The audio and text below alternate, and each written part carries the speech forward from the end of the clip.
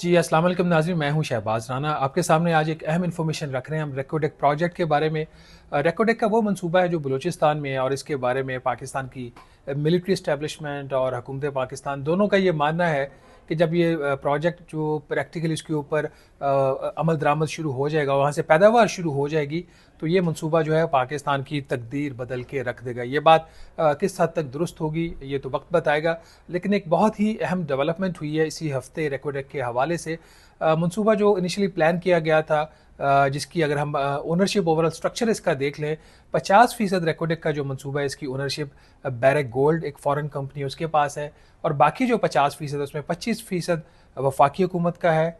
जो वफाकी हुकूमत ने 3 कंपनीज जो हैं OGDCL, पाकिस्तान पेट्रोलियम लिमिटेड और गवर्नमेंट होल्डिंग प्राइवेट लिमिटेड, इसके ज़रिए से ओनरशिप अपनी रिटेन की है, और जो आखिरी 25% है वो बलूचिस्तान हुकूमत के पास है।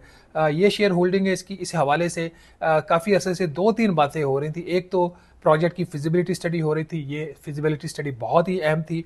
इस प्रोजेक्ट की जो टोटल इसकी नेट कैश फ्लो जो मिलेगा इस प्रोजेक्ट से, कितनी आमदन होगी पार्टनर्स को, उसके बारे में पता चलना था। उसकी जो वैल्यूज थी एसेट्स की, जो रिजर्वर्स हैं उसका पता चलना था।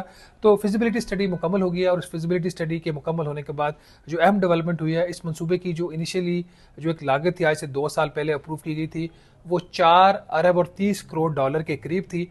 इसको इस हफ्ते वफाकी हुकूमत ने बढ़ाकर 6 अरब और 80 करोड़ डॉलर के करीब कर दिया है। ये तकरीबन 58% इसकी लागत में इजाफा किया गया है।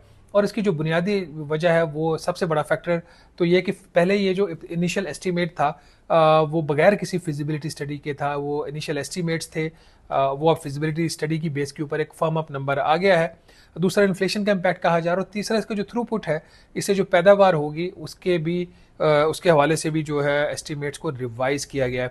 तो इस मंजूरी के बाद अभी जो प्रोजेक्ट है उसकी जो कुल लागत होगी वो 6.8 अरब डॉलर होगी। अब चूंकि जिसमें हुकूमत पाकिस्तान, जिसमें बलूचिस्तान की भी हुकूमत शामिल है, उसका हिस्सा तो तकरीबन 50% है। तो आधे पैसे इस प्रोजेक्ट के वो वफाकी हुकूमत और बलूचिस्तान की हुकूमत अरेंज करेगी, और बाकी जो आधे पैसे हैं वो बैरक गोल्ड जो फॉरेन कंपनी है वो अरेंज करेगी। इसमें इनका फाइनेंसिंग प्लान कुछ इस किस्म का है। तकरीबन 3 अरब डॉलर का कर्ज लिया जाएगा इस मंसूबे के लिए, और बाकी 3.7 अरब डॉलर की इक्विटी इन्वेस्टमेंट होगी तमाम स्टेक होल्डर्स की तरफ से। हर शेयर होल्डर जो है अपने शेयर के मुताबिक इसमें पैसा लगाएगा। जो इंपॉर्टेंट चीज़ है इसके अंदर, वो 2-3 चीज़ें हैं जिसको हाईलाइट करने की ज़रूरत है। एक तो ये, इसका जो नेट कैश फ्लो है इस प्रोजेक्ट का, जो टैक्सेस देने के बाद एक तखमीना है कि 37 साल जो मिनिमम प्रोजेक्ट की लाइफ है, उसमें 70 अरब डॉलर के इसका नेट कैश फ्लो होगा over a period of 37 year.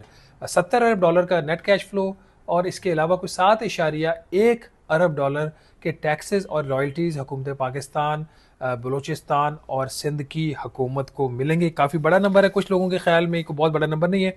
उसकी एक वजह यह भी है कि हुकूमत पाकिस्तान ने जब ये प्रोजेक्ट शुरू किया था तो उन्होंने इसके ऊपर काफ़ी ज़्यादा टैक्स कंसेशन भी दी थी। अभी भी कुछ 7.1 अरब डॉलर का एस्टीमेट है जो मिलेगा हुकूमत पाकिस्तान को। ज़्यादा बड़ा हिस्सा जो है 3.9 अरब डॉलर का, वो गवर्नमेंट ऑफ बलूचिस्तान और सिंध को जाएगा रॉयल्टीज़ और टैक्सेस की मद में। फिर कुछ 2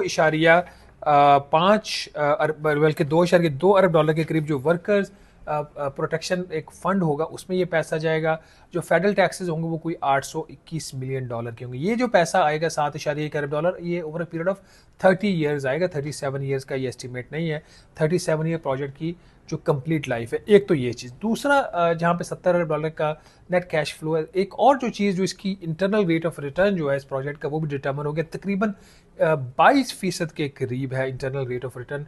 हाईली लिक्विडेटिव प्रोजेक्ट। इसमें 2 जो प्राइसेस डिटर्मन हुई हैं, जो कॉपर और गोल्ड इस मंसूबे से पैदा होगा। कॉपर की जो प्राइस है उसकी यूनिट प्राइस $4 प्लस के ऊपर इसको इन्होंने वैल्यू किया है, और जो गोल्ड की प्राइस के तखमीने हैं वो एक्चुअल प्राइस तो मार्केट की डिटर्मन करेगी। तो वो कुछ $2045 पर ओंस जो है उसकी प्राइस गोल्ड की है।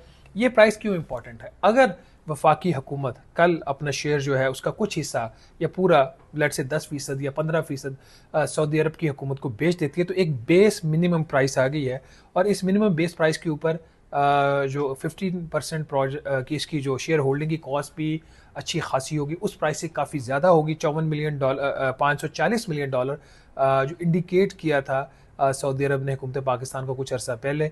तो इस लिहाज से अगर देखा जाए तो 3-4 चीज़ें बड़ी क्लियर हो गई है। नंबर 1 कि फिजिबिलिटी इस प्रोजेक्ट की आ गई है, टेक्निकल रिपोर्ट मुकम्मल हो गई है और उसके बाद वफाकी हुकूमत ने इस प्रोजेक्ट की कॉस्ट को रिवाइज़ कर दिया। $6.8 अरब की फ़ेज़ 1 होगी।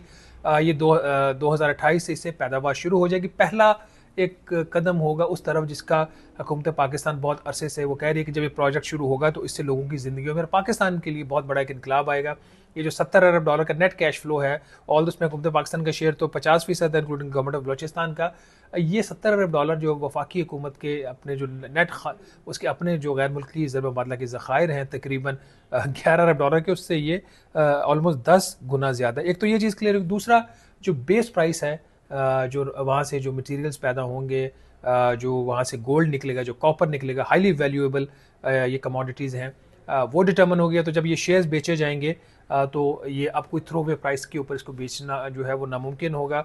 और हुकूमत पाकिस्तान एक स्ट्रॉन्ग पोजीशन में आ गई है बेहतर नेगोशिएट करने के अगर ये कभी चीज़ हो। तीसरी चीज़ जो मोर इम्पॉर्टेंट है कि हम हमेशा से बातें करते रहते हैं कि बलूचिस्तान के जो ज़खायर हैं वो इतने ज़्यादा हैं, ट्रिलियंस ऑफ डॉलर्स के हैं, वो पाकिस्तान की तकदीर बदल गई। तो अब ये पहला मौका है, 2028 में इसकी पैदावार शुरू हो जाएगी। उसकी जो दूसरी फेज़ है वो $3.4 अरब उसकी भी लागत है, लेकिन वो 2034 से उस पर अमल दरामद शुरू होगा। और वो जो उसके बाद पहली और दोनों फेज़ को जब मुकम्मल करेंगे तो $9 अरब की ये सरमायाकारी होगी। ज़ाहिर बात है हुकूमत पाकिस्तान के पास ना इतने वसाइल थे, ना टेक्नोलॉजी थी, तो बैरक गोल्ड के साथ इनको पार्टनरशिप करनी पड़ी। उसका एक बैकग्राउंड भी था जो इससे पहले जो कोर्ट केसेस और इंटरनेशनल आर्बिट्रेशन भी हुई।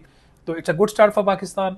और होपफुली जब इसके ऊपर अमल दरामद शुरू हो जाएगा, और उस पर बेहतर अमल दरामद की उम्मीद इसलिए भी है कि इसका जो ऑपरेटर है वो हुकूमत पाकिस्तान नहीं है, हुकूमत बलूचिस्तान नहीं है, वो बैरक गोल्ड है, दुनिया की मानी हुई।